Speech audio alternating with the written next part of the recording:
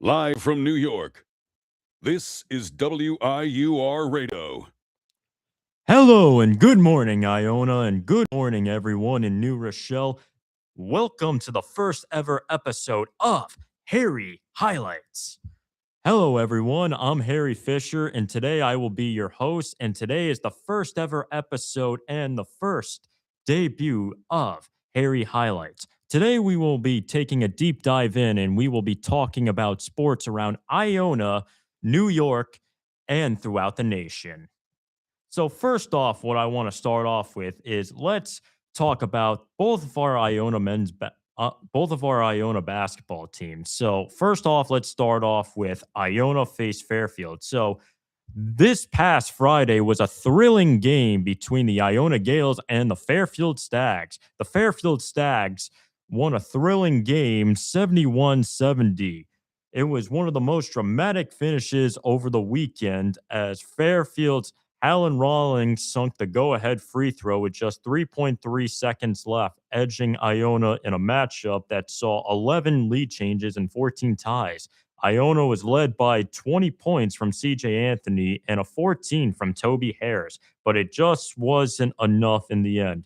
With a tight loss, now the Gales are sitting at 14-9 overall and 6-6 in the MAC, right in the thick of the conference race. Now we're going to move over to women's basketball.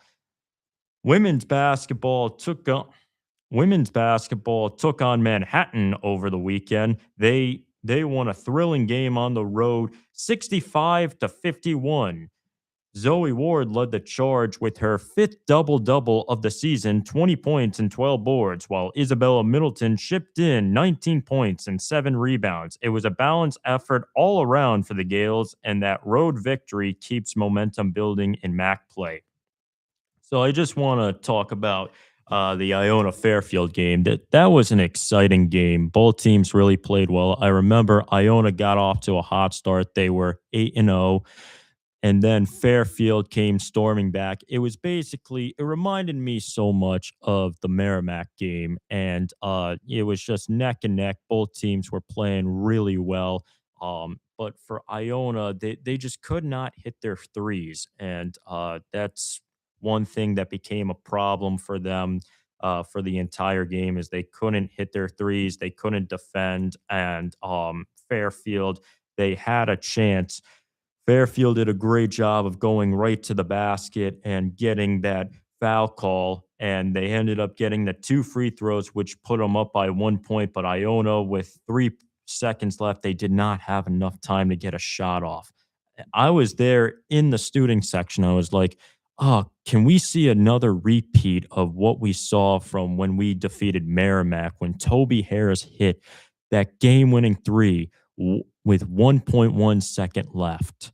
That was an amazing night. But unfortunately, the Gales came up short. But we're going to move over to women's basketball. And that was a good road win by the Gales. And they're playing some really good basketball at the right time. I remember they pulled off an exciting win the other day when they beat Marist at home, when that came down to the wire too. Marist had a chance to get a game winning shot, but Ella Fajardo had a nice defensive play to win the game for the Gales. And it just seems like the Iona women's basketball team, they're coming together, they're playing basketball at the right time, and that's what you love to see out of a basketball team.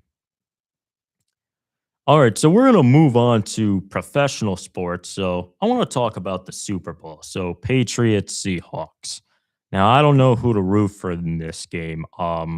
I think everyone, they're saying that are gonna the Seahawks are legit and they got all these great defensive players. And I'm liking the way that Sam Darnold's playing right now. He's got those guys rolling and he's got those guys firing on every cylinder. But on the other side, the Patriots, man, they're back. I love the job that Mike Vrabel has done. Drake May's playing at an MVP level. He's got my vote right now for MVP. Him and Matt Stafford. So it'll be tough to see who gets the edge over for the MVP.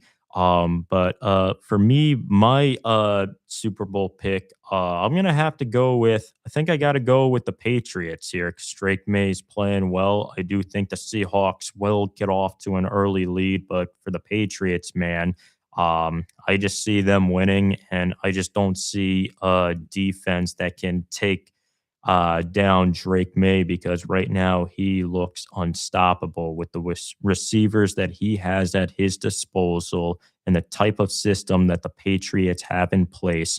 They're playing exceptional football, and yeah, I just don't see the Patriots going in to San Francisco and losing this game. Um, I want to go over to the NBA. Major news just happened. So last night, the Knicks beat the Los Angeles Lakers, and today on ESPN, Brian Windhorst reported that the Knicks are no longer going to make an aggressive trade to get Giannis Antetokounmpo. So now here's my thoughts. Giannis, he's a great player. Um, I obviously think he would improve he will improve the Knicks defensively because he's a great defender, great offensive player. But I just think right now the Knicks they realize they got the team that they need. Leon Rose realized he has all the players at his disposal. But last night's game was definitely a statement, and I think right now the Knicks realize they have all the pieces in place. What more do they need to add? They're playing well on offense. Defense played well against a good Lakers team last night against Luca and LeBron. But it's gonna be interesting to see if the Knicks can keep up this momentum and keep up this pressure that we saw them play at the beginning of the year and that they're playing with right now. So hopefully they can keep that up. All right, so we're gonna take a little bit of a break here. So we'll be back in about 2 minutes. Live from New York, this is WIUR Radio.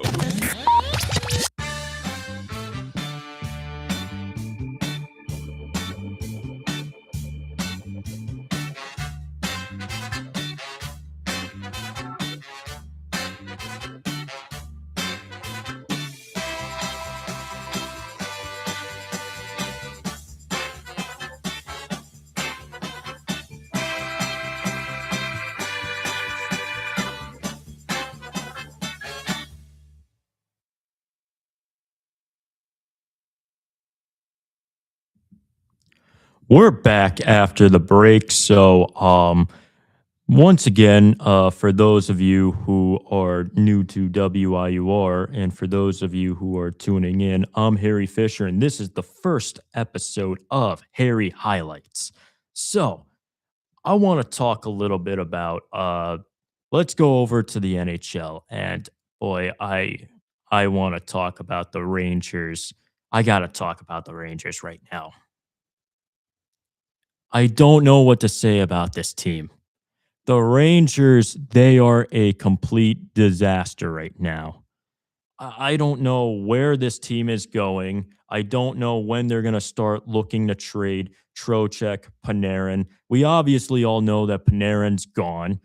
We don't know who else is going to be gone. Is Trocheck going to be gone? Is Sabanajad going to be gone? Is Shesterkin going to be gone, even though he's injured right now? But the Rangers, Saturday's game showed me something. They were down 4-0 against the Penguins, and then they came all the way back. I unfortunately missed the second period.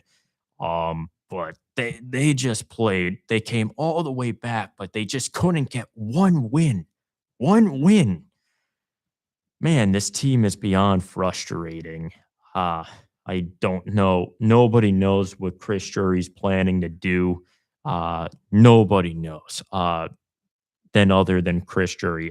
I don't know who the Rangers are looking to draft. If there's anybody I want the Rangers to draft, I want them to draft Gavin McKenna so bad out of Penn State because that kid, he has it all. He may be undersized, but he's an elite scorer. He's having an impressive year with Penn State at the collegiate level. He's a great skater. He's a great hockey player. His hockey IQ skills are beyond through the roof. He's the player that we need. He's the player that the Rangers need because right now I take a look at the Rangers. They don't have a superstar. They don't have a star like the Islanders do, like Matthew Schaefer. They don't have a superstar like the Bruins do with David Pasternak. They don't have any superstar. They need to get a young superstar that can come in and start to build a new identity for this team. We know the Rangers aren't rebuilding, they're retooling. That's what Chris Drury said, but they just need a superstar. That's what they need. They don't have it. Panarin's not going to be that guy anymore. As much as I love Adam Fox and all of these guys that have been on the Rangers for a couple of years now that are still in their prime, they just don't have the potential to be a star in this league. And the Rangers, they're going to be looking to get more younger. It'll be interesting to see uh, what they're going to do at the trade deadline, obviously. But in terms of this offseason, if the Rangers want to get back to being a Stanley Cup contender, you need to get the right players and you need to get the young talent that is going to come in and that is going to retool this team back into a Stanley Cup contending team. By the way, I want to mention this in the NHL last night's game. Boy, the Bruins and Lightning, that was a great game. Um, the Bruins were up 5-1 and the Lightning completely came back and defeated the Bruins in a shootout. What a That was a complete disaster by the Bruins. You go up 5-1 and then the Lightning come all the way back. They score all these goals. Kucherov scores. Um, all these guys score. And the Lightning come back and they win this game against the Bruins. And I'm not sure if any of you guys saw this, but yesterday the Bruins and Lightning there was a goalie fight. So apparently Jeremy Swayman got up and so the Lightning had the puck and they shot the puck on goal and there was a bit of a scrum last night between Jeremy Swayman and the Tampa Bay Lightning. And then all of a sudden, he takes off his mask and there ends up being a goalie fight. And it ends up being absolute cinema for both teams.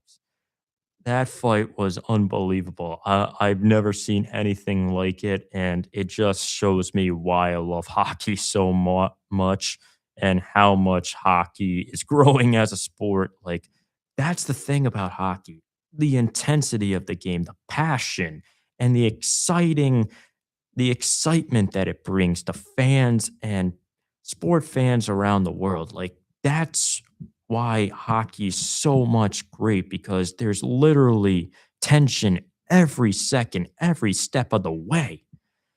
It was unbelievable. Lastly, let's talk about golf. So I don't know if there's a lot of golf fans listening into this podcast, but for all the golf fans out there, some major news in the PGA Tour. Brooks Koepka announcing that he is coming back to the PGA Tour. Against he played this last week in the Farmer Insurance which Justin Rose ended up winning. Um, Monumental win by Justin Rose. He still can play. His putting is phenomenal. His short game looks great. But I think now with Brooks Koepka coming back to the PGA Tour, and also this was just announced, Patrick Reed announced he's coming back to the PGA Tour. It's going to be interesting to see if all of these great players that went to live, that took the money, and now they're coming back to the PGA Tour. Now I wonder the next step is Bryson going to come back? I wouldn't mind seeing Bryson coming back to the PGA Tour. I think he would ultimately help the PGA Tour because he's definitely a fan favorite. We all know um, Everyone loves his Break 50 videos. I do. He gets so many amazing guests that come on his not his podcast, but his show, and they play a course randomly. And they always try to break 50, but it'll be amazing to see if Bryson can come back to the PGA Tour. I know he would definitely help the PGA Tour ratings, and he's still a golf player that's playing at the high level and is still playing really good golf as of recently. Um, all right, well, that's gonna be it for Harry highlights. Some interesting news and headlines over the last couple of weeks. But we're gonna keep a close eye on what this week brings. We got the Super Bowl coming up, and we got the NHL, the NBA, and obviously. We'll keep an eye on the MLB and Iona sports, but that'll be all for Harry Highlights, episode 1. Thank you all so much for tuning in. Have a great day, everyone. Stay safe out there.